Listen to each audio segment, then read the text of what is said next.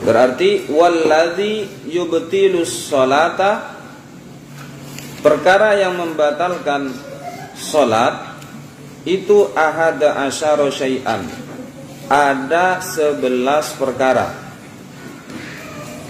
Yang pertama al-kalamul amdu, berbicara secara sengaja. Dalam sholat kita harusnya tidak ada pembicaraan apapun kecuali doa dan zikir yang sudah menjadi tuntunan di dalam sholat. Kok teman santri sholat sambil bicara, itu nanti hukum sholatnya batal.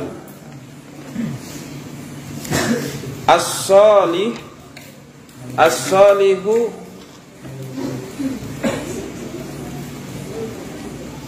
li khitabil adamiyin, yang layak atau pantas dijadikan sebagai khitab kepada anak Adam. Maksudnya dibilang ini berkomunikasi dengan sesama, tapi sebetulnya pembicaraan yang dimaksud semuanya meliputi bicara dengan anak Adam, bicara dengan jin, bicara dengan malaikat, bicara dengan ghairu akil. Ghairu akil berarti seperti hewan. Bisa ini ya. Ada misalkan orang punya kelebihan bisa bicara dengan kucing. Ada kucing lewat, pas sholat dia komunikasi dengan kucing karena bisa bicara dengan kucing. Jangan dikira ini tidak membatalkan sholat. Atau bisa komunikasi dengan jin. Lagi enak-enak sholat, jin datang. Tuh temanmu tidur, bangunin. Naam, misalkan bahasa Arab udah. Itu membatalkan. Atau malaikat sama. Jadi tidak memilih, lawan bicaranya tidak dipilih. Yang penting kalau bicara di luar hal yang bukan sholat, itu nanti bisa membatalkan. Kecuali Al-Quran atau zikir ya. Misalkan begini, khitab itu kan kita berbicara seakan-akan ada sesuatu, ada lawan bicara kita. Kayak ini khitab namanya, iyyaka na'budu wa iyyaka nasta'in. Itu Al-Quran. Di dalam sholat mesti ada surat Al-Fatihah, ada iyyaka na'budu wa iyyaka nasta'in. Iyyaka, hanya kepadamu ya Allah saya menyembah, na'budu, wa iyyaka nasta'in, dan hanya kepadamu saya minta pertolongan. Ini namanya khitab. Seakan-akan yang ada di depan kita ada, maksudnya ada lawan bicara kita. Itu maknanya khitab, menghitopi, ada lawan bicara kita. Nah ini tidak masalah, karena memang aturannya harus baca Al-Fatihah, dan Al-Fatihah di situ ada khitab. Nah khitab yang seperti ini tidak masalah. Atau di tengah-tengah sholat ada kandungan doa, seperti warhamni wajburni, itu dengan doa. Rabbi firli warhamni, ya Allah semoga engkau mengampuni, warhamni semoga engkau memberi rahmat.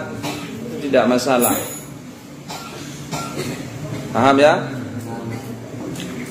Kemudian sawa'un ta'allaqa bi maslahati sholati aula. Pembicaraan tadi baik itu berkaitan kemaslahatan sholat atau tidak ada kaitannya dengan kemaslahatan sholat. Sawa'un ta'allaqa bi maslahati sholati aula. Maksudnya yang berkaitan dengan kemaslahatan sholat apa? Seperti penjelasan kemarin ketika kita mau mengingatkan seorang imam lupa tentang rukun.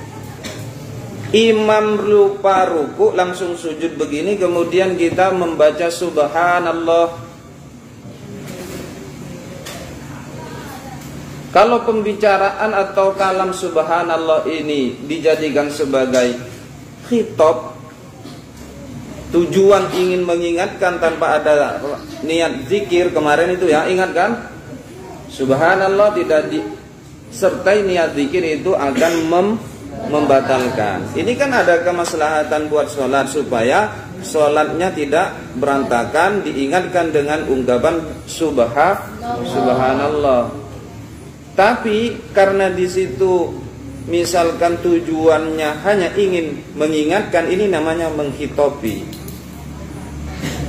Ini tetap membatalkan sholat, kecuali diniati dengan tujuan zikir dan mengingatkan. Tidak masalah kemarin. Zikir dan mengingatkan atau zikir saja, gitu ya, atau zikir saja. Kalau mengingatkan saja ini namanya membatalkan. Paham kan? Yang kedua, wal amalul kasiru. Wal amalu al kasiru. Gerakan yang banyak. Gerakan banyak. Al mutawali, yang terus menerus. Kasalasi khutwatin, seperti 3 langkah, 3 gerakan. 3 langkah itu begini.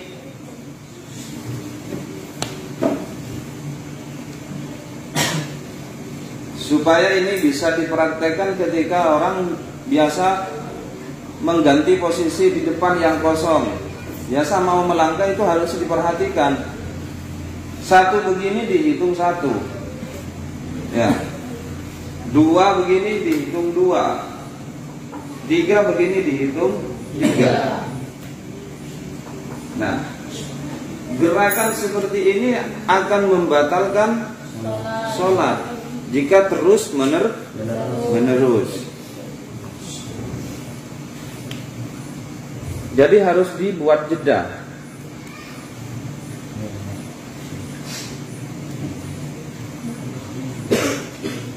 Amdan kana zalika aw sahwan, baik dia sengaja ataupun tidak sengaja, lupa misalkan, itu akan membatalkan sholat. Ammal amalul qalil, adapun gerakan yang sedikit, maksudnya tidak sampai 3 kali gerakan, fala tabtulus sholatu bihi, maka sholatnya tidak batal dengan sebab langkah yang sedikit atau gerakan yang sedikit itu.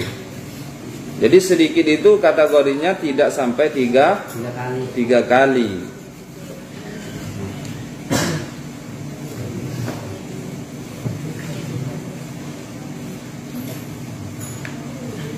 Ada gerakan ringan, meskipun diulang-ulang tidak dikatakan membatalkan, seperti gerakan jari. Jadi kalau misalkan gatal di bagian pipi misalkan mau digaruk, itu jangan ikut goyang tangan lengannya, cukup jari 1 tunjukkan cukup. Gini. Kalau garuknya begini batal karena lengan sama tangan ini bergoyang semua. Ini termasuk gerakan yang berat istilahnya itu ya. Kalau gerakan ringan ini jari-jari ini kasih tempel begini, baru diginikan, digerak-gerakan jarinya.